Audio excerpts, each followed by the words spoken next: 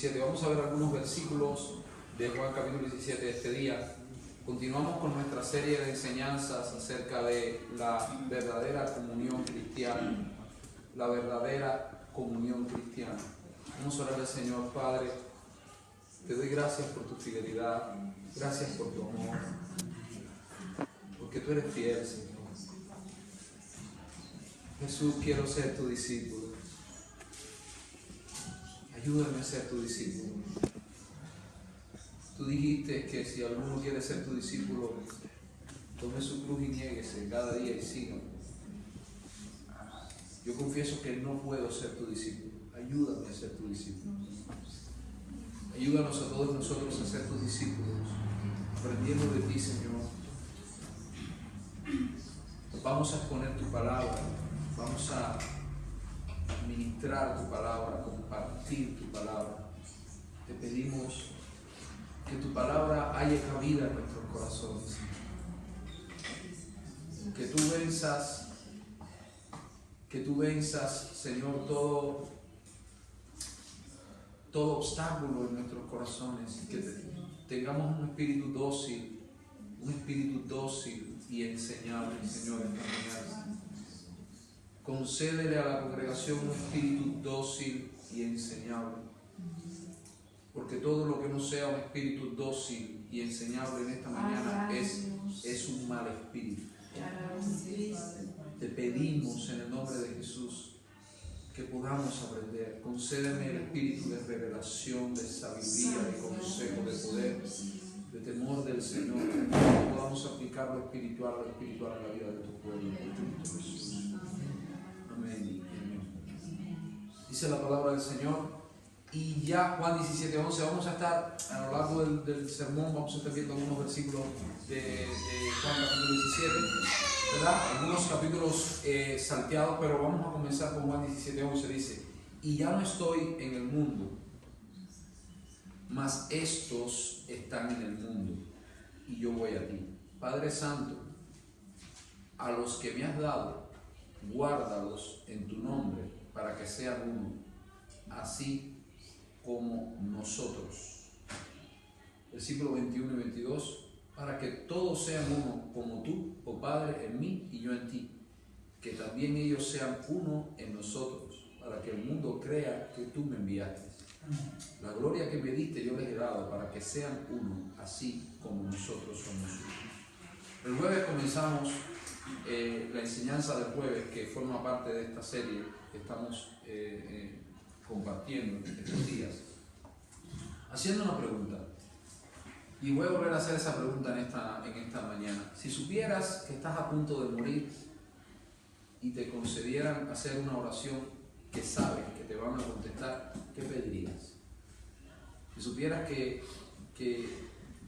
ya estás a punto de morir y te dijeran: haz una última petición en este mundo, algo que tú consideres que puede ser tu última petición en este mundo.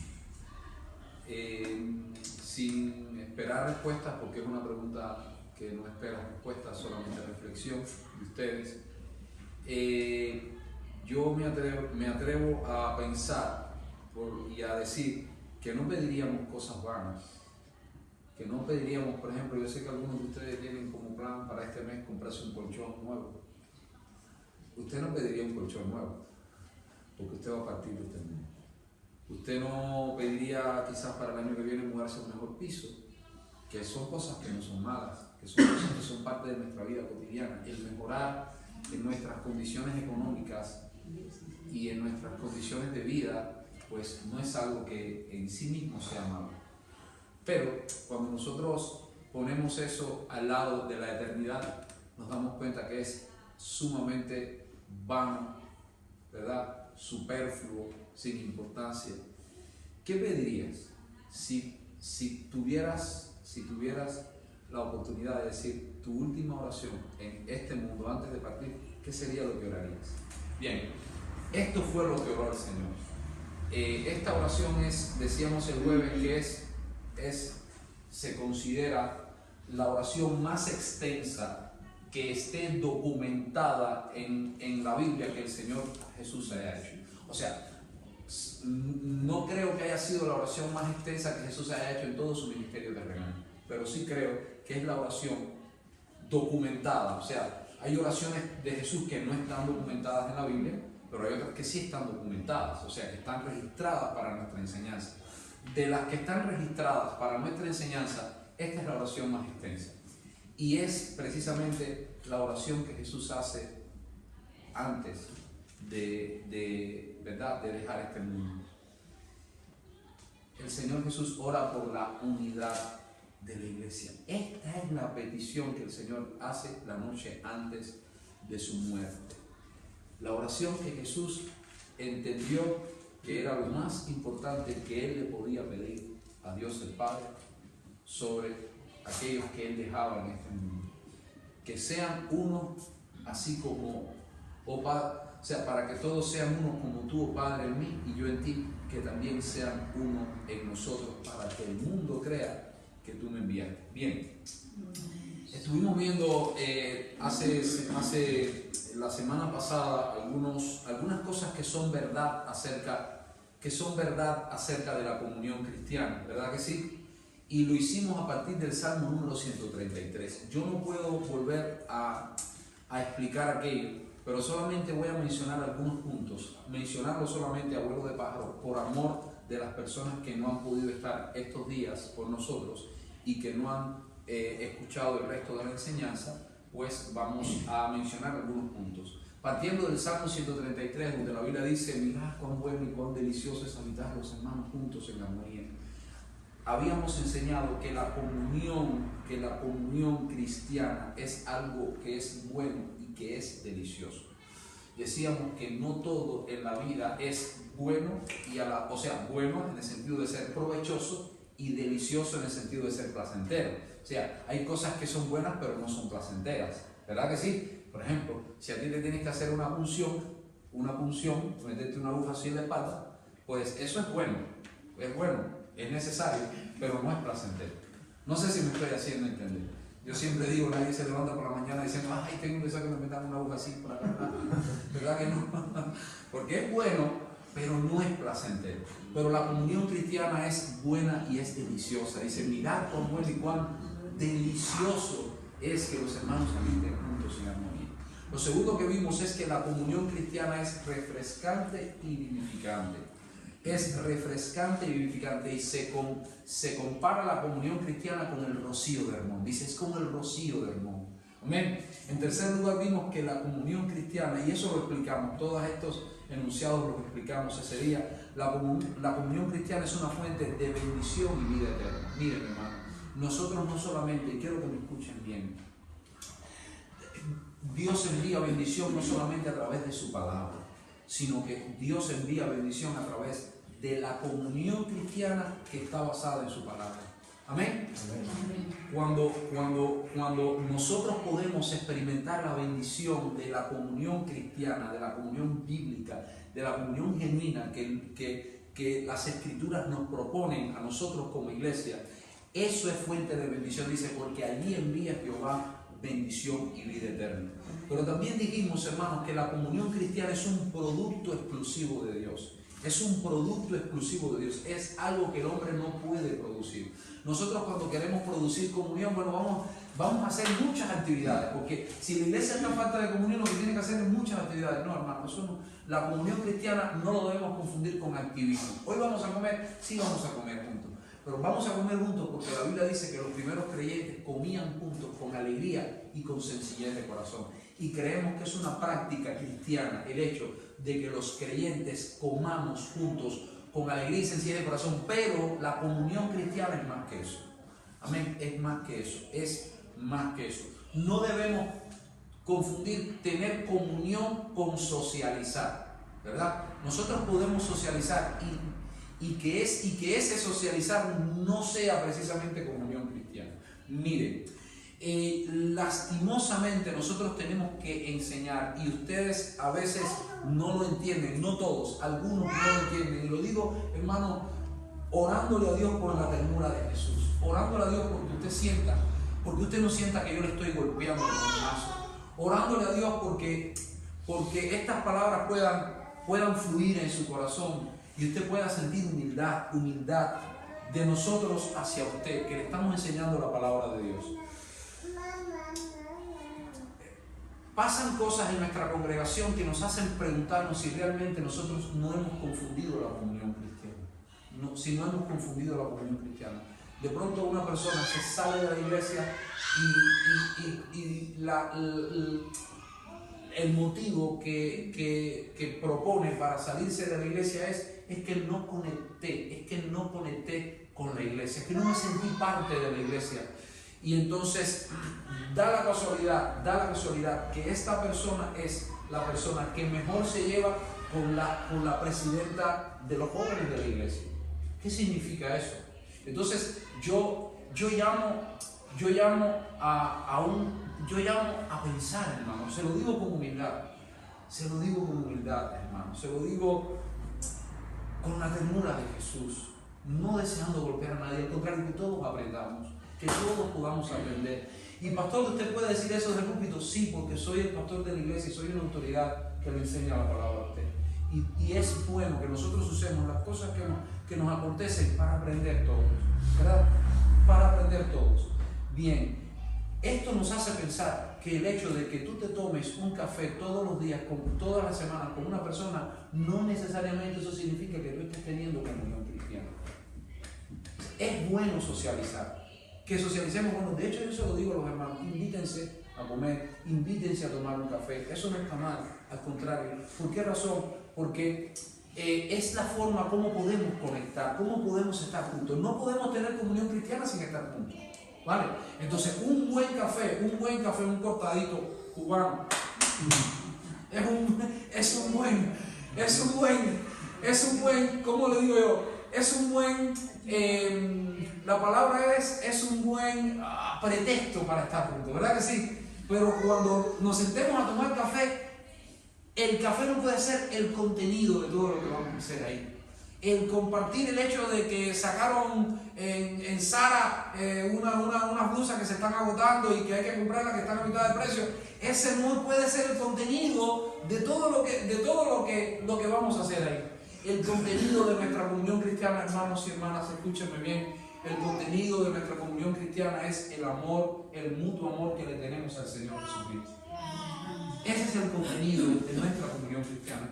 Dice la Biblia, dice la palabra de Dios, que nuestra comunión verdadera, están acá, que nuestra comunión verdadera es en el Evangelio. Entonces nosotros todos tenemos que aprender, porque si alguien de pronto dice que no conectó con la iglesia, de pronto yo creo que el error es nuestro como iglesia. No sé si me estoy haciendo entender. Entender, hermanos, que no nos basta con sentarnos con una persona y tomarnos un café y decir, ya me estoy llevando bien con esa persona. Qué bueno que te lleves bien. Esa es la idea. La idea es que conecten, la idea es que se vean. La idea es cultivar una relación, pero no se puede quedar ahí. La relación que vamos a cultivar, teniendo el café como pretexto, no es otra cosa que la plataforma sobre la cual vamos a edificar nuestra comunión cristiana. Amén. No nos podemos quedar ahí. Sencillamente no nos podemos quedar ahí. Bien, entonces también enseñamos que la comunión cristiana es un producto exclusivo de Dios. Es algo que no podemos fabricar nosotros. Es una gracia de Dios. Hermanos, escúchenme bien. Y esto no es negociable en esta congregación. Escuche bien. No es negociable en esta congregación. No lo es. Al menos mientras nosotros seamos los ministros que ministremos la palabra de Dios acá, no será negociable. ¿Qué cosa será? ¿Qué cosa es? Esto que les voy a decir. Las gracias del Evangelio no las puede producir el hombre. El hombre no puede producir las gracias del Evangelio. Las gracias del Evangelio vienen de Dios. Amén. La salvación es una obra del Espíritu Santo en el corazón del hombre. El hombre no puede producir regeneración. El hombre no puede producir nuevo nacimiento. El hombre puede nacer de nuevo, pero el hombre nace de nuevo por la obra del Espíritu Santo de Dios en el corazón. El hombre no puede producir en su corazón arrepentimiento. Judas dice la Biblia que se arrepintió, pero no para salvación. La palabra que se usa ahí es La palabra para arrepentimiento en el Nuevo Testamento es metanoeo. Y la palabra que se usa en el Nuevo Testamento para el arrepentimiento de Judas es metamelomé, que es otra cosa. Es el remordimiento que uno siente cuando hace algo malo, pero luego se pasa. Nunca te pasa que hiciste algo malo y sientes remordimiento, pero luego se te olvida, te tomaste un café o viste Operación Triunfo y se te olvidó. Ya no pasó el remordimiento. No sé si me estoy haciendo entender. Ese no es el arrepentimiento para salvación. Y es algo que el hombre no puede producir. No puede producir. Un momento. La Biblia dice, Dios manda a los hombres que se arrepientan. Dice la Biblia que Dios manda a todo hombre en todo lugar que se arrepienta. ¿Sí? Es un mandato de Dios. Pero a la vez que es un mandato de Dios, es una obra del Espíritu Santo. Amén. Entonces, cuando eso te pasa, que tú sabes que es un mandato de Dios, y cuando eso te ocurre en tu corazón, si no es una obra del Espíritu Santo, tú vas a decir, jaja, yo me arrepentí. Entonces, si yo me arrepentí, el arrepentimiento es un mérito que tú estás poniendo delante de Dios para tu salvación. Y la Biblia dice que nuestra salvación no es por obras, para que nadie se gloríe. Entonces, nadie puede obrar su propia salvación, porque si nosotros pudiésemos obrar nuestra propia salvación, entonces el Señor no hubiese tenido que venir y dar su vida en la cruz del Calvario para salvarnos. Si nosotros necesitamos ser salvos, si nosotros necesitamos ser salvados, es porque no nos podemos salvar a nosotros mismos. No sé si me estoy haciendo entender.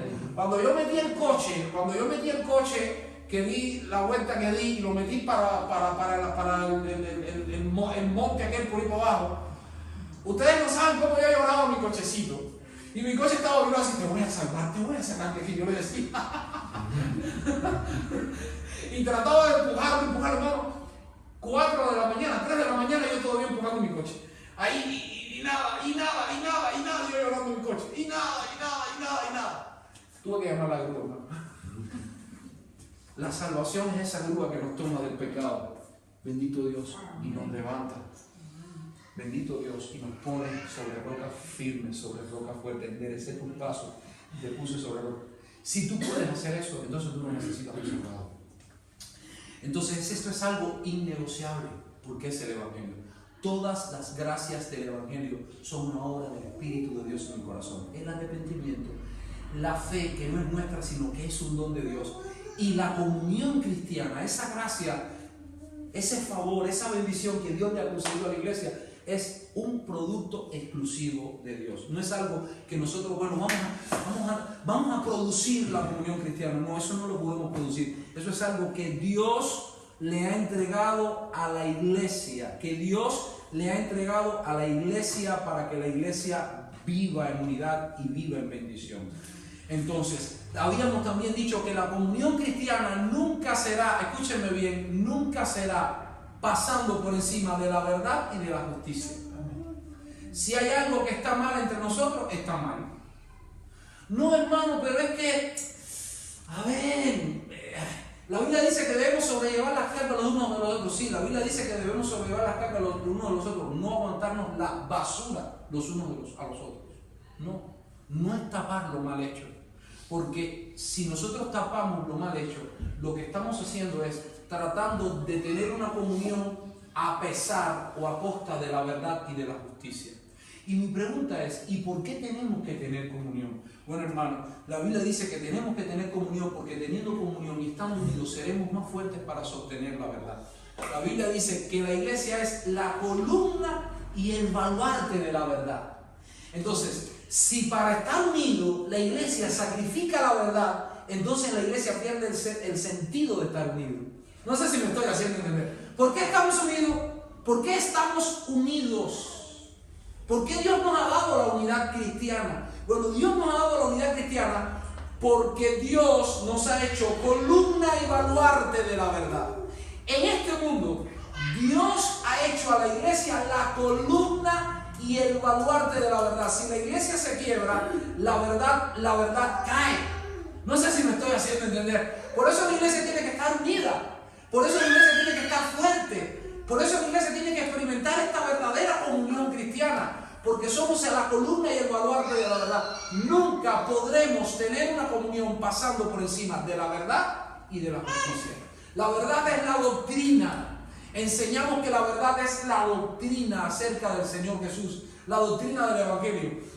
Por eso no creemos, y lo hemos dicho en semanas atrás, no creemos en este movimiento del ecumenismo. El movimiento ecuménico es aquel que propone estar juntos con independencia de lo que tú creas o de lo que hagas. Si tú crees en el Señor Jesucristo, pues vamos a estar juntos, porque al fin y al cabo creemos en el mismo Dios. Bien, hermano, eso no es lo que propone la palabra de Dios, porque la Biblia dice que si aún un ángel del cielo descendiere y predicase un evangelio diferente del que hemos oído, sea anatema, dice la palabra de Dios. Entonces no vamos a tener unidad pasándole por encima a la doctrina del Señor Jesucristo. Hay quien dice, el amor une y la doctrina separa. Eso no es un pensamiento bíblico, porque la Biblia dice en Hechos capítulo 2, versículo 42, que perseveraban juntos, dice, en la doctrina de los apóstoles y en la comunión. Entonces, dos elementos que sí pueden ser reconciliables: la doctrina de los apóstoles y la comunión los unos con los otros. Entonces, habiendo dicho esto, hermano, nosotros vamos a tratar de ver algunas cosas, ¿verdad? Que acá en Juan capítulo 17, versículo 11. Y lo primero que vamos a ver en esta mañana es la naturaleza de la comunión cristiana, que ya la comenzamos a ver el jueves. Vimos algo, pero no lo vimos todo. La naturaleza de la comunión cristiana. O sea, ¿qué naturaleza, qué esencia tiene la comunión cristiana? ¿De qué material está hecha? Vamos a decirlo así. ¿De qué material está hecha la comunión cristiana? Bien, hermano. La Biblia dice, para que sean uno como tú, oh Padre, en mí y yo en ti, que también ellos sean uno en nosotros. Entonces, aquí está la materia prima de la comunión cristiana. Bien, las personas de la Trinidad no solo comparten un tipo de comunión que es única e irrepetible, sino que es incomprensible en toda su totalidad. Esto lo enunciamos el jueves. Las personas de la Trinidad, ¿cuántos creen en la Trinidad acá? Dios Padre, Dios Hijo y Dios Espíritu Santo. Dios es uno solo en esencia, es una esencia divina, ¿verdad que sí? Que se manifiesta, que se da a conocer a través de tres personas distintas: Dios Padre, Dios Hijo y Dios Espíritu Santo. Vuelvo a decir, Dios es uno solo en esencia, un solo ser que se manifiesta en tres personas distintas. No se manifiesta primero como uno, luego como otro, luego como otro, no. Se manifiesta al mismo tiempo como Dios Padre, al mismo tiempo como Dios Hijo y como Dios Espíritu Santo. Son las tres personas de la Santísima Trinidad. Como le dicen los católicos, está muy bien dicho así, y como diríamos nosotros, la Trinidad. Amén, que es santa, claro que sí. Bien, las personas de la Trinidad, decíamos, no solo comparten un tipo de comunión que es única e irrepetible. La comunión que hay entre Dios Padre, Dios Hijo y Dios el Espíritu Santo es única, ¿sí o no? Y es irrepetible. Pero también, hermanos, es incomprensible en toda su extensión. Así que lo que vamos a hacer es tomar algunas espiguitas de verdad acerca de la naturaleza de la comunión entre Dios Padre, Dios Hijo y Dios Espíritu Santo, y que eso nos sirva como materia prima para entender la comunión que tenemos los creyentes. ¿Vale? ¿Por qué razón? Porque el Señor dijo que sean uno como nosotros somos uno. Así que si nosotros entendemos en cómo son ellos uno, podremos entender cómo nosotros podemos ser uno. Amén. Porque la comunión cristiana comparte naturaleza con la comunión de la Trinidad. De la misma manera que Dios es uno, así mismo, en ese sentido único, irrepetible, así mismo Dios quiere que nosotros seamos uno. Amén.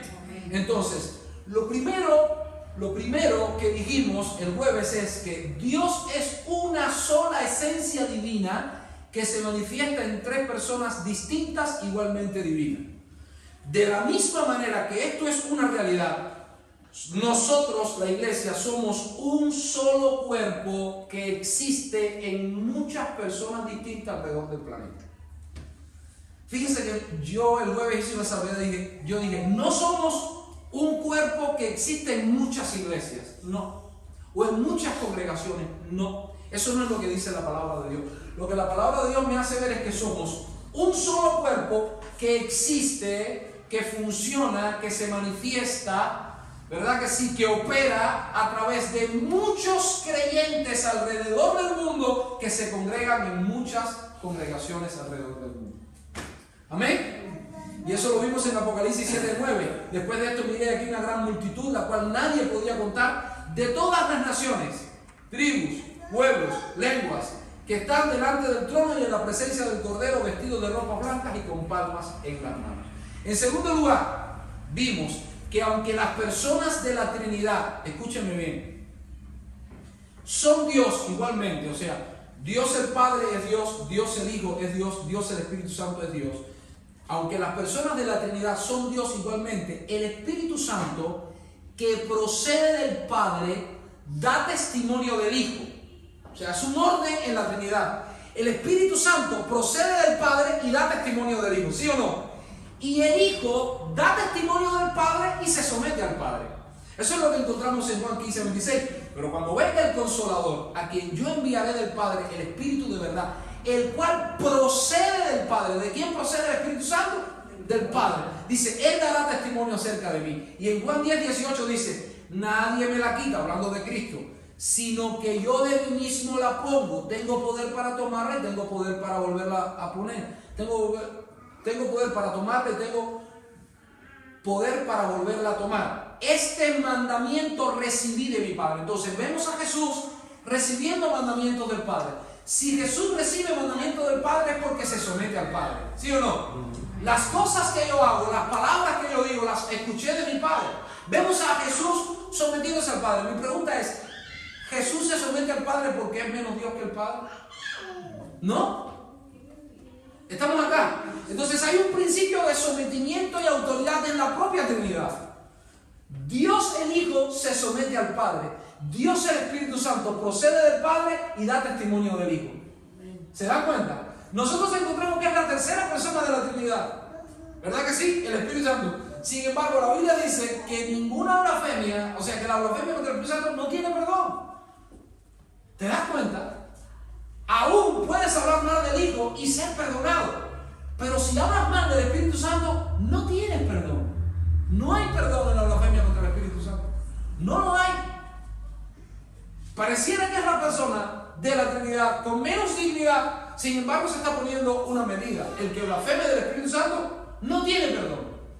Hermanos, el Espíritu Santo de Dios es Dios. Jesucristo es Dios y Dios el Padre es Dios. Estas tres personas son igualmente divinas, forman parte de la Trinidad, comparten la esencia divina. Sin embargo, Dios el Hijo se somete a Dios el Padre y Dios el Espíritu Santo se somete a Dios el Padre, dando testimonio del Hijo.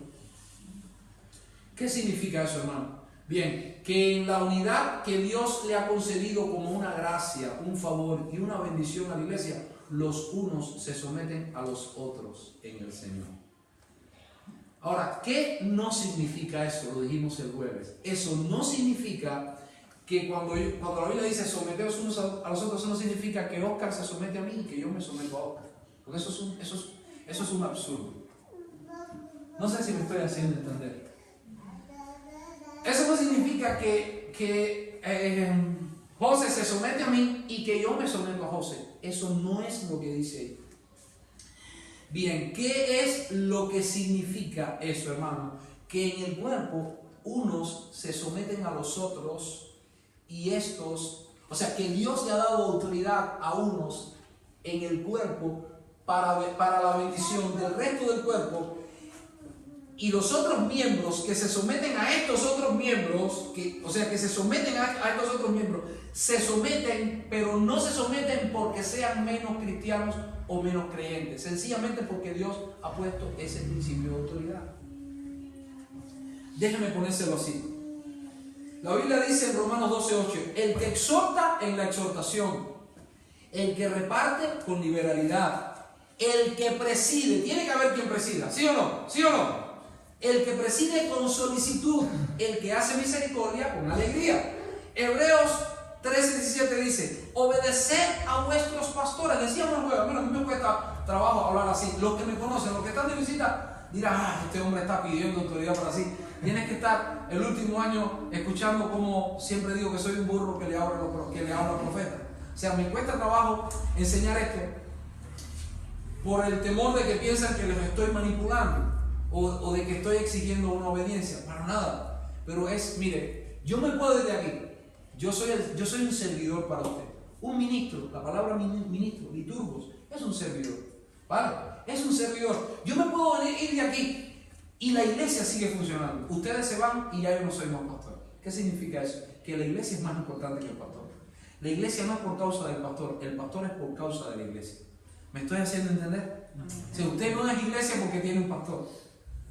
Usted es iglesia porque es iglesia. Y yo soy pastor porque pastoreo una iglesia. Si no pastoreo una iglesia, no soy pastor.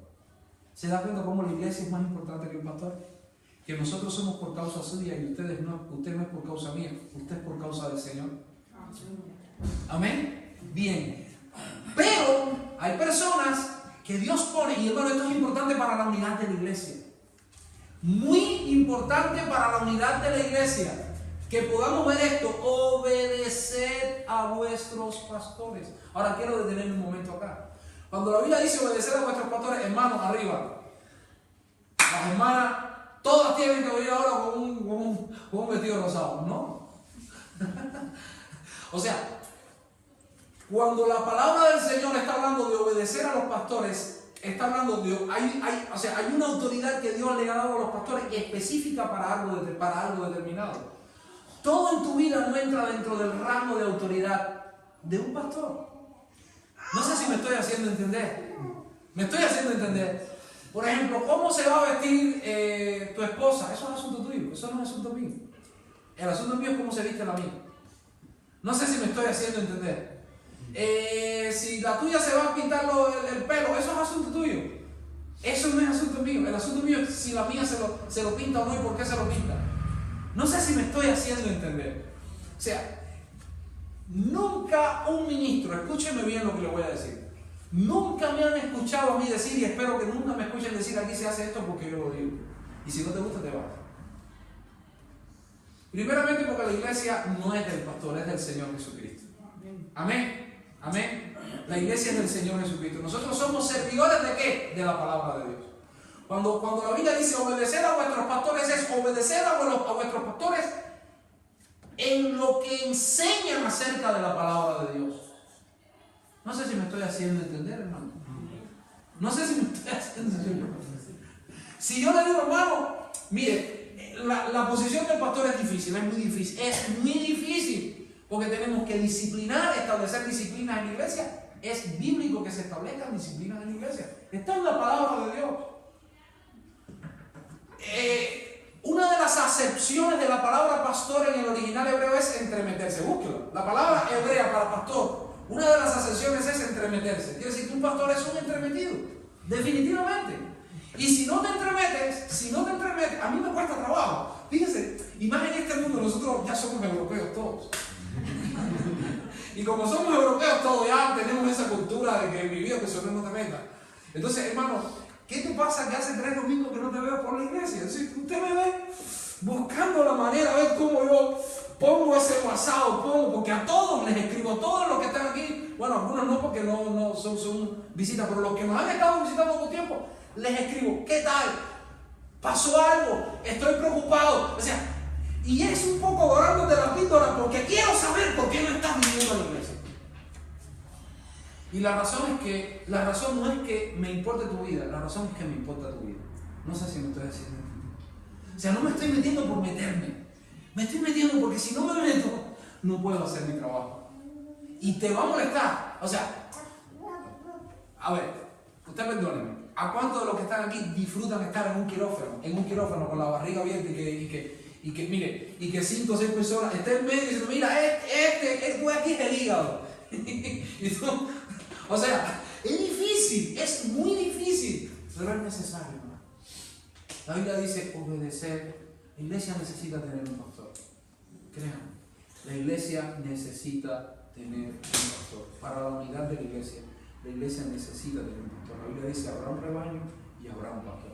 Obedecer a vuestros pastores y sujetaos a ellos, porque ellos velan por vuestras almas, como quienes han de dar cuenta, para que lo hagan con alegría y no quejándose, porque esto no es provechoso. Ahora, no dice este versículo que los pastores somos más hijos de Dios que el resto de la congregación. Eso es lo que dice ahí. Yo tengo una gloria y una cosa cuando uno dice, por eso yo soy el pastor. No, eso no es lo que dice ahí. Mira lo que dice ahí. ¿Qué significa eso? Que Dios no nos ha dado mayor honor. Mire qué linda la palabra de Dios acá. Los ancianos, la palabra anciano aquí es pastor. En el Nuevo Testamento es pastor. Los ancianos que gobiernan bien, o sea, tienen que gobernar. Si no gobiernan, no son buenos ancianos. No sé si me estoy haciendo entender. Entonces tienen que tomar decisiones. Y una decisión que tome no le va a gustar a todo el mundo. Hermanos, mire cuántas personas somos aquí. Yo estaba ahí mirando ahora cuántas nacionalidades vemos. Colombia, Euskadi, porque son españoles o no son. ¿Son o no son?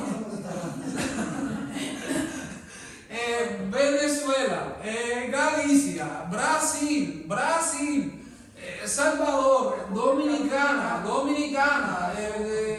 Honduras, Rumanía, El Salvador de nuevo, Cuba. ¿Cuántas nacionalidades hay acá, hermano? Le invito a uno de ustedes, mire, traigan a los vengadores, escúchenme, traigan a los vengadores y pongan uno de los vengadores de pastor y no van a estar todos de acuerdo. Todos no vamos a estar de acuerdo con nada de lo que se haga, hermanos. No vamos a estar todos de acuerdo. Pero para que haya unidad, tenemos que entender que tiene que haber quien gobierne. Amén.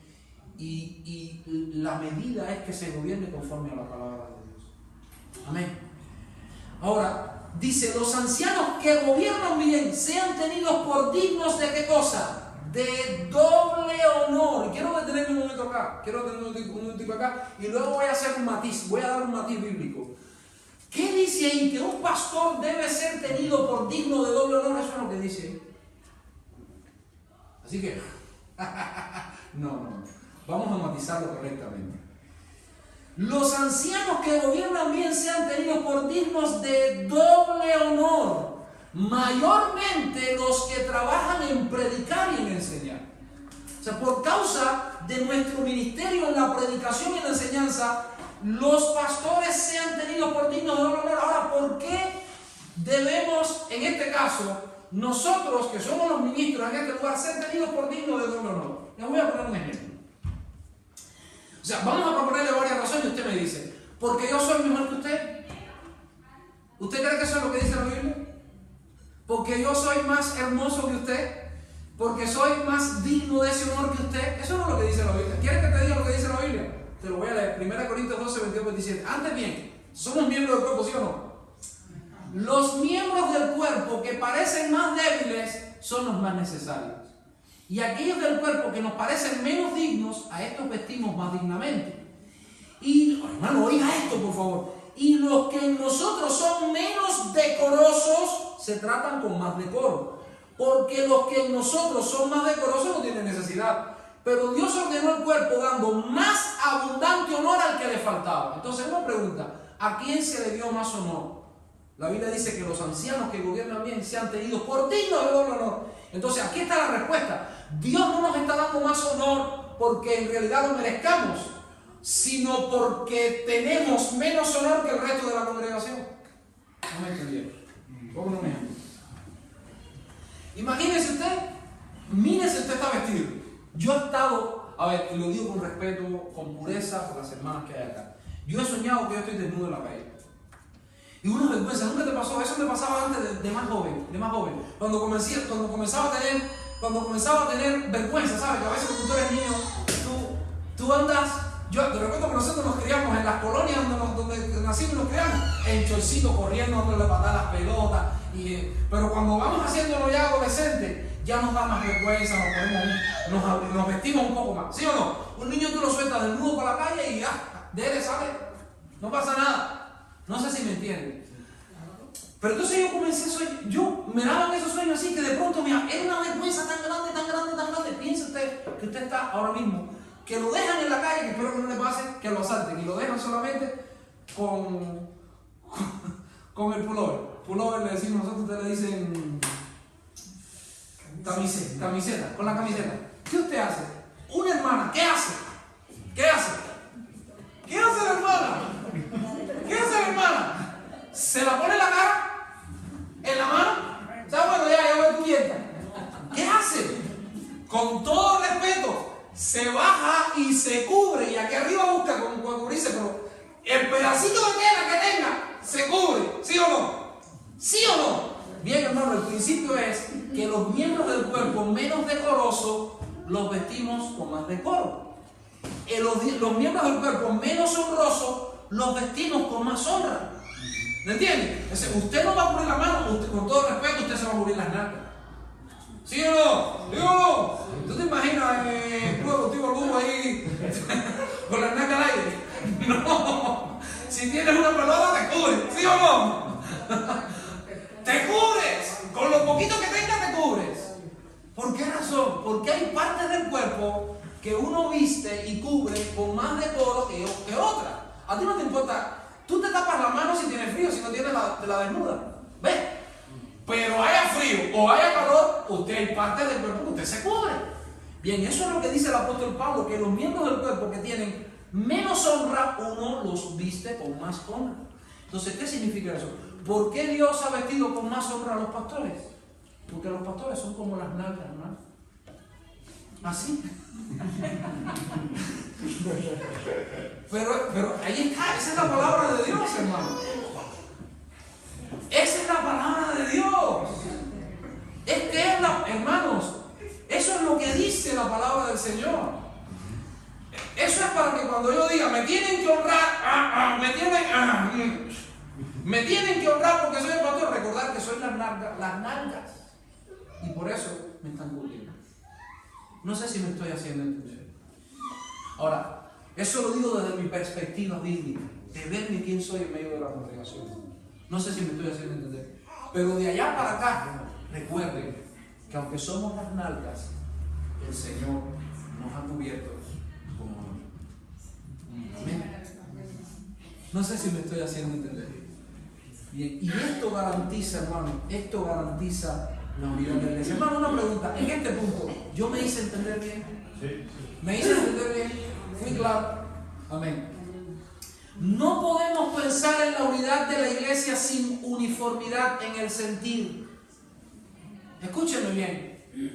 No significa que todos tengamos que todos tengamos el mismo concepto o el mismo criterio sobre algo. Es imposible que tengamos el mismo criterio sobre algo. Mire, yo estoy predicando en una familia gallega, en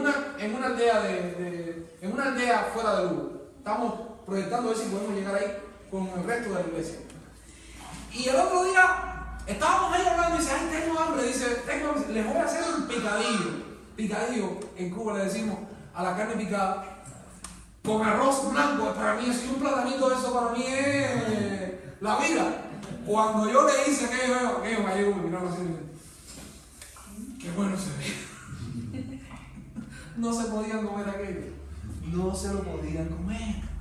¿Por qué razón? Porque tenemos idiosincrasias distintas, culturas distintas, formas de ver un mismo suceso de una manera distinta. No sé si me estoy haciendo entender. Entonces es imposible. Cuando la Biblia dice que debemos tener el mismo sentir, no está diciendo que todos vamos a estar absolutamente de acuerdo en todo. No, eso no es lo que dice. De hecho, la Biblia dice que si dos de vosotros se pusieren de acuerdo, y la palabra de acuerdo ya se me ha enseñado en la palabra griega symphoneo, que es la raíz de la palabra castellana sinfonía. ¿Y qué cosa es una sinfonía? Una sinfonía es la agrupación de muchos instrumentos que, aunque suenan diferentes, logran una armonía. ¿Cuántos han visto una sinfonía alguna vez? ¿Verdad? Eso es precioso, hermano. Pero una sinfonía no todo el mundo es piano. ¿Verdad que no? No todo el mundo es trompeta, no todo el mundo es guitarra. No, hay trompeta, hay piano, guitarra, hay tambor, hay guayo, hay de todo. Hasta el último que está por allá, que ya les hice el cuento. Fui a ver una sinfonía una vez en el Gran Teatro La Habana y todos estaban tocando. Y había uno al final con un triangulito y un palito.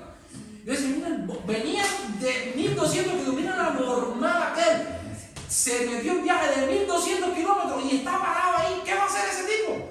Estuvo toda la sinfonía y en una sola canción, en una sola parte de la canción hizo ¡ting!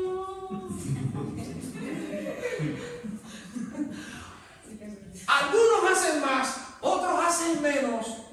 Todos sonamos diferentes, pero podemos lograr una armonía. Eso es lo que dice la palabra de Dios. Ahora, un mismo sentir. ¿Qué significa eso, hermano? Cuando uno se duele, todos se duelen. ¿Estamos de acuerdo con eso? O sea, no es que, hermano, te han metido alguna vez un piso, pero bien dado en el dedo. Tú sabes que te lo sientes. Aquí, mira, el pelo de aquí grita, mira, este de aquí. Bueno, yo cuando me saca le digo. La coronilla le duele, ¿sí o no? Cuando usted tiene un dolor de muela, ¿sí o no? Le duele el alma, el espíritu le duele. Cuando tiene un dolor de muela. Bien, ahora, escúcheme bien lo que le voy a decir. Y quiero que me escuchen bien, hermano. Quiero que me escuchen bien. Nosotros tenemos que vivir esta realidad. Por favor, escúchenme. Porque esto divide a muchas iglesias. Yo quiero que me escuchen. Nosotros somos la iglesia hoy. Y seremos la iglesia mañana. Pero nosotros tenemos que entender que Jesús, el mejor predicador que tuvo la historia, le predicó a multitudes y se quedó con 12. ¿Usted entiende eso? Jesús dijo, el sembrador salió a sembrar. Yo quisiera ser ese sembrador que siembra tan bien esa semilla. Salió a sembrar la semilla y una cayó en pedregales, una cayó entre espinos, una cayó junto al camino y solamente una dio fruto, la que cayó en buena tierra. Me estoy haciendo entender y ya lo explicamos. ¿Qué significa eso? Eso es en béisbol, en el deporte de mi país, de los dominicanos, eso se llama averaje. Averaje. O sea, si tú te paras 4 veces a batear y solamente conectas una, y los venezolanos también son de béisbol, conectas una y das y te envasas, o sea, llegas a primera, eso es un averaje de 4-1. En el fútbol, si tú tiras 4 faltas y de 4 faltas que tiras, una conecta, es un averaje de 4-1. O sea, no sé cómo se verá, pero creo que es un buen averaje. Bien, hermanos, en el reino de Dios, de 4 personas que se congregan en una iglesia, solamente una da fruto. Eso es lo que dice ahí. ¿Usted está entendiendo eso? Porque dice la Biblia que los 4 recibieron la palabra. Usted me está escuchando eso. Los 4 recibieron la palabra. Uno lo recibió al principio con gozo, estuvo 1 mes en la iglesia, 2 meses, 2 años, 3 años, pero después, por no tener profundidad, se fue. Otro comenzó muy bien, pero los afajes, pastor, tengo que trabajar, tengo que, no vino mal, se fue. De 4 veces que predicó el predicador, con la buena semilla, con el evangelio, con la unción del Espíritu Santo, con el poder de Dios, con la capacidad de Dios y con todo de Dios, uno solo le dio fruto. Entonces, hermano, despertemos a esta realidad. Habrán personas entre nosotros que estarán un tiempo y después no estarán. Despertemos a la realidad. Habrán personas que estarán con nosotros y no darán frutos nunca. Eso está en la Biblia. Habrán personas que estarán con nosotros y darán frutos, no de ser creyentes, sino de ser incrédulos. Eso va a pasar. Es que eso ha pasado y va a seguir pasando. No en esta iglesia, en todo lugar donde se predica el evangelio. Entonces nosotros no podemos ir por tratar de retener a todo el mundo. Miren, hermano, yo quiero que usted me escuche. A mí como pastor, y esto para mí es muy sano y muy liberador, Dios no me ha confiado los resultados, Dios me ha confiado la palabra. Entonces nosotros predicamos la palabra, tratamos de hacerlo lo más fielmente posible y los resultados los da Dios. Habrá que disciplinar personas en la iglesia, lo tendremos que hacer porque es bíblico. Habrá que pedirle eventualmente, espero que eso no pase, en 11 años solamente a 2 personas,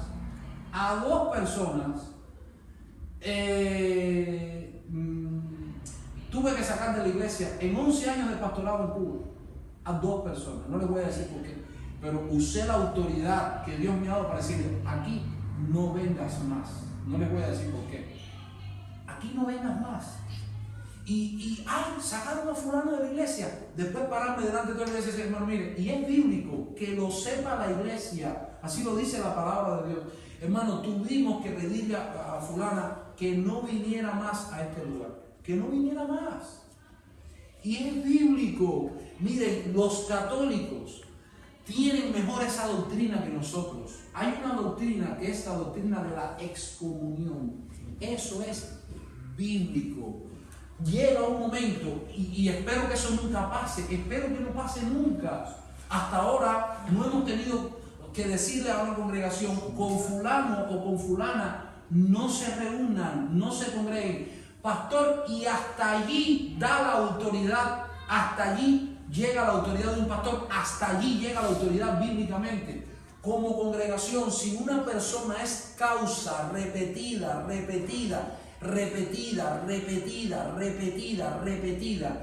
de división, es causa repetida de oposición a la doctrina, a la enseñanza, llega el momento que eso nunca lo quisiéramos. Sangramos, hermanos, lloramos por cada vida, porque es nuestra responsabilidad delante de Dios. Tendremos que dar cuenta por esa vida a la que le dijimos no vengas más. ¿Estás entendiendo eso? Por esa vida a la que le dijimos aquí no vengas más, tendremos que dar responsabilidad. Entonces tendremos que tener todo el cuidado de hacerlo, estando totalmente seguros que tenemos los motivos bíblicamente correctos para hacerlo. Pero habrá un momento en que hay que hacerlo, hermanos, habrá un momento en que hay que hacerlo por causa de la unidad de la iglesia, por causa de la salud de la iglesia. Yo tengo una cuñada en Cuba, hermanos, sorprendieron a un ministro haciendo cosas horribles, porque los pedófilos no solamente están en la iglesia católica, hay ministros en la iglesia evangélica que han caído en pecados semejantes. Y mi cuñada, yo le estoy predicando el evangelio y me dice, ven acá, yo tengo un niño de 8 años. Yo tengo un niño de 8 años. ¿Y qué tú me estás diciendo? Que yo vaya a esa iglesia. Capaz que me lo violen. Pero bueno, pero no toda la iglesia es así. ¿Sabes qué me respondió mi cuñado? Toda la iglesia es así. No, yo no soy así. Sí, toda la iglesia en ese lugar es así, porque si no lo votaron y no lo sacaron de ahí, toda la iglesia es así. ¿Y saben qué dice el apóstol Pablo? Saquen a ese sinvergüenza del medio de ustedes. Eso está en Corintios. Sáquenlo del medio de ustedes. ¿Sí o no? Entonces, ¿qué significa eso? ¿Que no tenemos amor? No, hermanos. Tengamos cuidado, no sintamos un dolor injustificado bíblicamente o carnal. Primero de Samuel 15:35 dice, Samuel lloraba a Saúl y Jehová se arrepentía de haber puesto a Saúl por rey sobre Israel. Dijo Jehová a Samuel, versículo 1 del capítulo 16, ¿hasta cuándo llorarás a Saúl? Entonces, hermano, es muy difícil enseñar algo así porque nos duele profundamente en el corazón que personas se nos salgan de la iglesia. Pero eso va a pasar hoy y mientras la iglesia esté aquí. Van a llegar personas, algunos se van a quedar, otros se van a ir. Eso va a pasar. Porque es el reino de Dios. Eso está enseñado. Yo no puedo hacer un milagro extra. Yo lo único que puedo hacer es enseñar la palabra. Y cuando enseña la palabra, lo único que puedo hacer es enseñar la palabra. Mire, preocúpese usted cuando usted me vea tratando de retener a la gente a pesar de la palabra, pasándole por encima de la palabra. No, hermanos. Ustedes no saben los problemas que tuvimos en la juventud en Cuba, con la juventud de la iglesia. Teníamos problemas. ¿Por qué razón? Porque la iglesia estaba llena de jóvenes. El 40 o 50% de la membresía de la congregación eran todos jóvenes. Jóvenes. Era una iglesia de jóvenes. Teníamos 2 ancianas que peinaban la cara y por favor no te las tiñas. Yo decía, no te tiñas esas canas que son una bendición para esta iglesia. No había ancianos. Todos eran jóvenes. Pero era un problema. Porque los adolescentes quieren hacer lo que les da la gana. Quieren hacer lo que les da la gana. Entonces, nosotros para mantenerlos, que no se nos fueran, pasándole la mano. Vamos a ver qué le hacemos este domingo. Y vamos para que no se nos vayan. No, hermano, fue muy estresante y con muy poco fruto.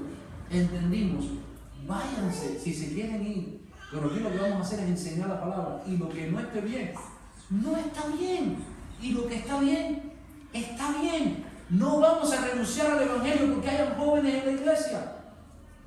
Se fueron algunos, sí.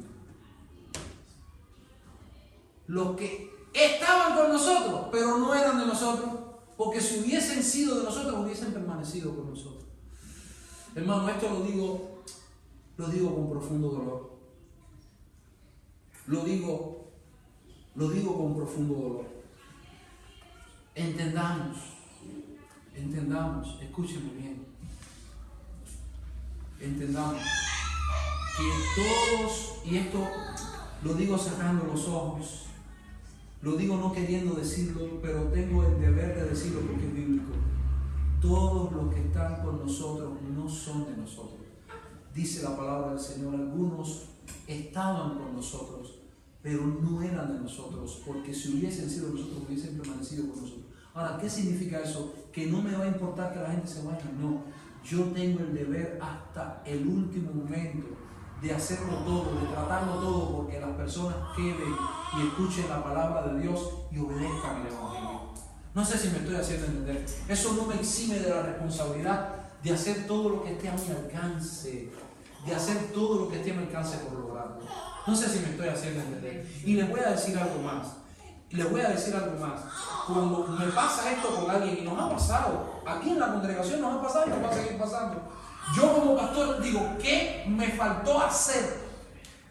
No voy a decir que se fue por mí, sino ¿qué me faltó hacer? ¿Qué pude haber hecho? Se va a ir de todas maneras. Se va a ir porque si no son de nosotros, hoy o mañana, se van porque no eran de nosotros. Eso es lo que dice la palabra de Dios. Pero me entreno yo para pastorear a las almas. ¿En qué fallé? ¿Qué otra cosa pude hacer que no hice para que se quedara? Que sea concordante con las Escrituras. Lo que no es concordante con las Escrituras. Hermanos, así, escúchenme bien, así como el Padre, el Hijo y el Espíritu Santo son uno en amor, en propósito, en santidad y verdad. Abre esa puerta que está haciendo un poco de calor, por favor. Gracias. Ya estoy terminando este tiempo. Vale. Ábrela completa. Gracias. Así, gracias Marcelo. Dios te bendiga, hermano. Muchas gracias. Así como el Padre, el Hijo y el Espíritu Santo, escúcheme bien, son uno en amor. ¿Son uno en amor, sí o no? En propósito, en santidad y verdad. Los creyentes en Cristo somos unos en amor, en propósito, en santidad y en verdad. Y quiero que se guarden estas 4 cosas. Son 4 elementos de nuestra comunión cristiana. Amor, propósito, santidad y verdad. Son las 4 cosas que nos mantienen unidas. Amor al Señor, propósito, santidad y verdad. Ahora, nosotros tenemos que entender algo que algunos ministros, y yo me uno a estos ministros, le han puesto el ya y el todavía no de la unidad cristiana. El ya y el todavía no. No los estoy aburriendo, ¿no? ¿No? Ya casi algo de ver. El ya y el todavía no de la unidad cristiana. Aunque esa unidad ya es una realidad, debe ser perfeccionada. Es una realidad. Ya Dios nos la dio. Nosotros no tenemos que crearla. Dice que el Señor nos manda a procurar guardar la unidad del Espíritu, no producirla. Ya está, lo que tenemos que hacer es guardarla. ¿Vale? Entonces, hay 4 cosas que son 4 elementos que nos unen, que son 4 elementos, yo diría que son los ingredientes de la comunión cristiana. Amor, ayúdame, propósito, santidad y verdad. Decía un predicador, como sucede con la santificación, la unidad cristiana es algo que ya se ha conseguido y simultáneamente es algo que debemos perfeccionar.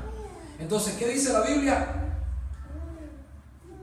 Para que sean perfectos en unidad. Juan capítulo 17, versículo 23. Yo en ellos y tú en mí, para que sean perfectos en unidad. Ahora, ¿en qué sentido vamos a tratar de ser perfectos en unidad? Bueno, buscando ser perfeccionados en amor, buscando ser perfeccionados en propósito, buscando ser perfeccionados en santidad y buscando ser perfeccionados en verdad. Efesios 4:13, hasta que todos lleguemos a la unidad de la fe y del conocimiento del Hijo de Dios, a un varón perfecto, hasta que todos lleguemos. No hemos llegado. Esta unidad hay que perfeccionarla. ¿Me estoy haciendo entender? La tenemos, pero hay que perfeccionarla. ¿Estamos de acuerdo con eso? Ahora, ¿hay peligros reales que amenazan esta unidad? Sí. Hay peligros reales que amenazan esta unidad. Mira lo que dice la Biblia. Y ya no estoy en el mundo. Juan 17:11. Estamos en Juan 17. Mas estos están en el mundo. Estamos en el mundo, ¿sí o no? Y yo voy a ti, Padre Santo, a los que me has dado, guárdalos en tu nombre para que sean uno, así como nosotros somos. Guárdalos. Eso significa que la unidad puede estar en peligro. Hay que cuidar la unidad. Hay que cuidarla, ¿sí o no? Sí. La vamos a cuidar. Ahora, la unidad, si hay 4 elementos, están acá, ya. Ya los dejo, denme 5 minutos, y los dejo, vale. 5 minutos por el reloj. Rápido. Bueno, vamos a dejarlo aquí entonces. Sigue. 5 minutos. 5 minutos. No, pero no lo hagan por. De verdad no lo hagan por. No, vamos a dejarlo, seguimos en otro momento, ¿vale? Hasta la duda. Bueno, no, ya. Estos 5 minutos bien. La unidad, bien, hay 4 elementos de la unidad cristiana, ¿vale? Estamos acá. Estoy tratando de enseñarles la palabra de Dios. Sí. 4 elementos: amor, propósito, santidad y verdad. Si nosotros le faltamos a uno de estos elementos, estamos incurriendo en faltar a la unidad, y esto supone un peligro a la unidad cristiana. Entonces, es una amenaza para la unidad cristiana. La unidad no solo está amenazada por no amar. Cuando no nos amamos, se amenaza la unidad. Y usted sabe, hermano, yo les decía la semana pasada, rápido que están corriendo los 5 minutos. Yo les decía, cuando usted que yo camino para acá, eso es que me voy a quedar aquí. Mire, la unidad cristiana es un producto de Dios, ¿sí o no? Si nosotros sentimos que nuestra unidad con la iglesia ha decaído, es porque nuestra comunión con Dios ha decaído. Usted no culpe a nadie, escúcheme. Si usted siente que la unidad con la iglesia ha decaído, es porque su comunión con Dios ha decaído. Recuerde eso. Tengo 5 minutos, no sea abusador. Ahora no se lo puedo demostrar. No me mire con cara de demuéstrame porque no tengo tiempo. Pero recuerden que si la fe decae es porque su comunión con Dios decayó. Si no hay arrepentimiento en su corazón es porque su comunión con Dios decayó. Y si no hay unidad en su corazón es porque la comunión con Dios decayó. Recuerde eso, que la fuente de la comunión con los hermanos es la comunión con Dios. Si usted no tiene comunión con Dios, la comunión con su hermano falla, se debilita. Y si usted tiene comunión con Dios, usted tiene comunión con su hermano. No van a recordarle a Jacob que cuando miró, después de haber tenido comunión con Dios, miró el rostro de su hermano y se arrodilló. Y cuando el hermano, que era un asesino sinvergüenza, ladrón, mercenario, que había cogido 400 hombres para acabar con la vida de Jacob, lo dije rápido porque tengo 5 minutos. Lo iba a matar, y Jacob estuvo con Dios ese día, dice la Biblia que luchó con Dios y prevaleció. Y cuando lo miró Jacob, lo miró y dijo, se arrodilló y lo miró y se volvió a arrodillar, y lo volvió a mirar y se volvió a arrodillar, y le dice a Esaú, tú estás jugando conmigo, es que esto de esta salud, dice, es que he visto tu rostro de un sinvergüenza, como si hubiese visto el rostro de Dios. Porque cuando estamos con Dios, vemos a Dios en los hermanos, aunque sean débiles, los vemos. ¿Me estoy haciendo entender? Entonces, si tú te alejas de la iglesia y tú te apartas de la comunión con los hermanos, no es por culpa de la iglesia. Hello. Si tú me dices que es por culpa de la iglesia, es lo mismo que coger y quemar esta Biblia. Quémala, porque estás yendo contra toda la Biblia. Tengo la Biblia para demostrarte que no es por culpa de la iglesia.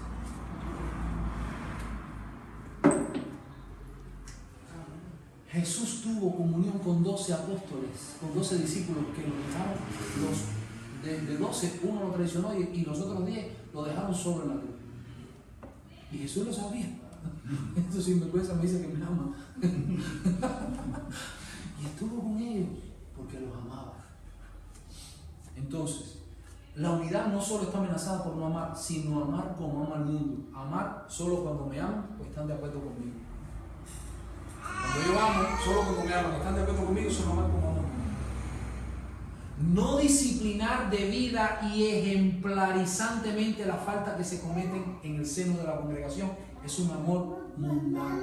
Ay, hermano, pero es que hay que funcionar de acuerdo al amor. Y tú, ¿cuántos de los que están aquí no se han quitado la correa y le han metido un correazo a sus hijos? ¿Sabes por qué lo hacen? Porque lo aman. ¿Sí o no? ¿Sí o no? Lo hacen porque lo aman. Entonces, si el pastor se tiene que quitar la correa, entiéndame en términos espirituales, y ejemplarizantemente disciplinar, eso no es falta de amor, hermano. Faltar al amor es no hacerlo. Amén. Faltar al amor es no hacerlo. Hermano, la unidad no solamente está amenazada por no tener propósito, sino por tener un propósito mundano. Cuando buscamos nuestra propia gloria y promoción, estamos teniendo un propósito mundano. La unidad no solo está amenazada por no tener santidad, sino por malinterpretar la santidad. Lo mismo cuando permitimos pecados dentro de la congregación y no ponemos disciplinas ejemplarizantes, que cuando no somos debida y bíblicamente pacientes con nuestros hermanos en sus debilidades. Tenemos que ser pacientes los unos con los otros en nuestras debilidades. Ahora, escúcheme bien, si no hay arrepentimiento, no hay perdón y no hay restauración. Tú puedes arrepentirte y volver a pecar, y volver a pecar, y volver a pecar. Y si 70 veces te arrepientes y pecas, y 70 veces te arrepientes, tenemos el deber de perdonarte. Tenemos el deber de perdonarte. Pero si pecas y no te arrepientes,